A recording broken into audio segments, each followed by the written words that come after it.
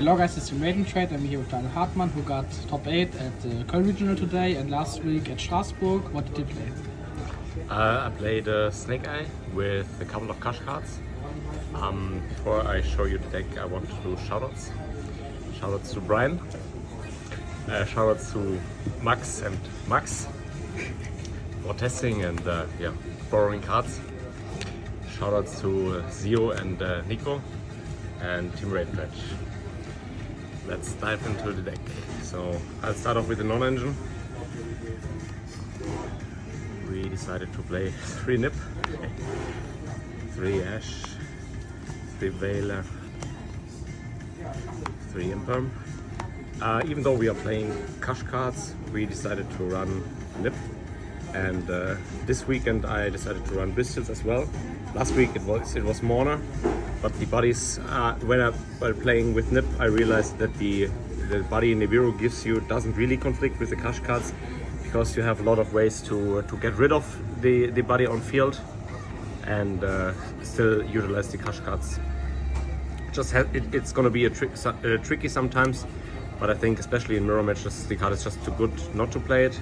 Yeah, and I really like the Bestials as well, because they are really good paired, and I'm gonna show you the Sidec later. We play a lot of Bestials in the Sidecs as well, because we are really convinced that except like these 12 are obviously really good, and then you can debate about playing Mourner and Bestials. I think those are pretty tight in how good they are, but we decided to go with a full Bestial approach because it helps going second. It helps a lot with this deck because you can utilize the buddies to link climb into Charmers, and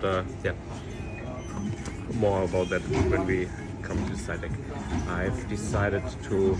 We've decided to run 6 Kash cards. We decided to max out the field spell. We decided against terraforming because we are afraid of draw and we think it's not too relevant. I think you will only search the Snake Eye field spell with terraforming when you already have planet, and I think the chances aren't high enough to justify playing into draw. The cards are really good. Going first, they give you they bait hand traps. So what I noticed is they are good if people don't hand trap them and people keep the hand traps for the Snake Eye cards. Then they still do the same as like Small World or Crossout, and they are really insane if they get hand trapped. So if they bait and hand trap, then they get a lot more value than if they don't get hand trapped. And also going second, they help you break boards. They have a lot of room for misplay for opponents, because interacting with a Fenrir that's being summoned going second after like 1 or 2 hand traps can be pretty oppressive. Yeah, I like them. And also they are the reason why I decided to play Fire again, because it got kind of boring playing the same deck over and over again. But the Kash cards bring some fresh air, and I wanted to try them out. I saw it in Taurus list and I like the idea. Just change some ratios and yeah. For the Snake Eye cards, there's not really anything to say. Everything here is pretty standard.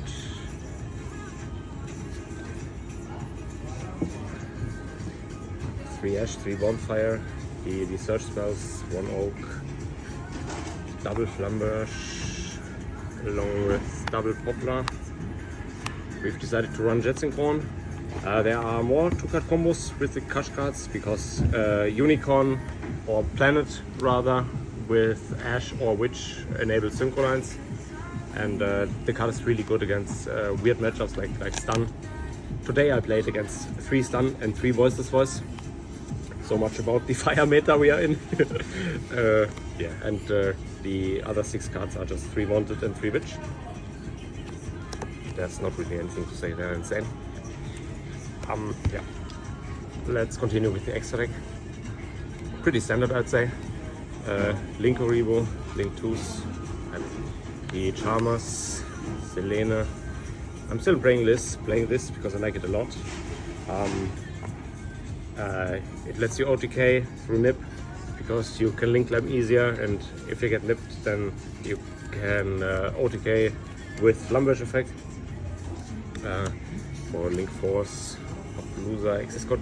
So last week I didn't play access code. I really noticed that I'm missing it in the mirror matches, because this forces out a lot of stuff, and the Typhoon I played last week didn't do that.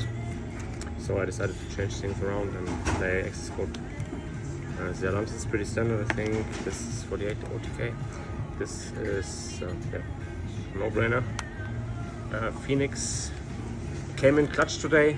I destroyed a lot of floodgates. And we decided to run these 3 synchro monsters.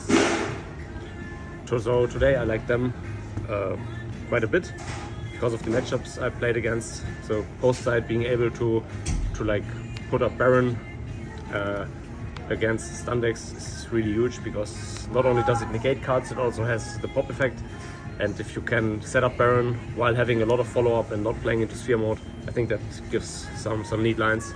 Also, how I won my games against stun usually was by summoning.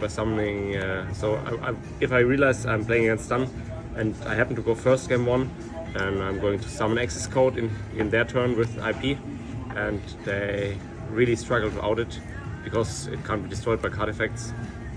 And it's really oppressive if you just destroy 4 cards without them being able to respond.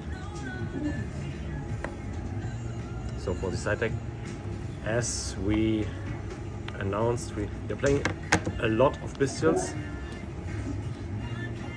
So it's 6 more Bestials. That makes a total of 8. I think they pair really well with another Bestial in the mirror matches, and they pair well with Nip, especially this and this, of course. And they're also not too bad if they're paired with one of the other low impact hand traps. And as the free bonus, you get the body on the field that helps you climb into Charmers. I sided them against Voiceless Voice as well, but didn't like them too much against that deck. So for the Sidec patterns, we decided to run 3 Talents and 2 Crossout as our going first cards, in addition to the Kash cards we're playing in the main deck. So post side we have a really good deck going first without even relying on floodgates. We have just ways to push through hand traps and play our deck, which is more important, I think, than having like some limit on top and being hand trapped to death. So yeah, I think you win if you can play, and this helps to make sure that you play every game. And the 2 crossouts are for deciding patterns. We like the talents over the crossouts because they can be sided against Voiceless Voice going second, and the crossouts can't. And then we had crossout. We had to cut 1 to make room for the subversion.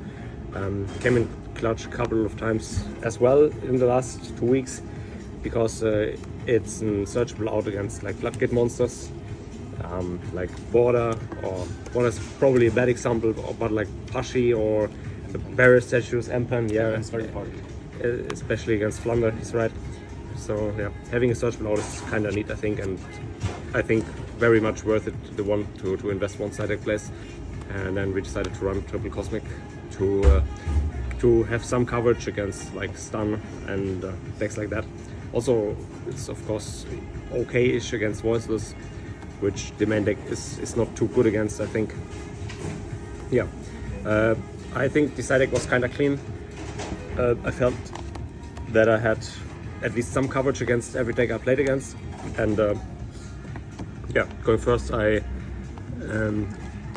felt really confident, especially, or even in mirrors where they are expected to have like 20 plus hand traps in the deck post side, I always felt like I can play. And as I said, that's how you win, I think, just by playing. Yeah. Thank you for the profile, and stay safe.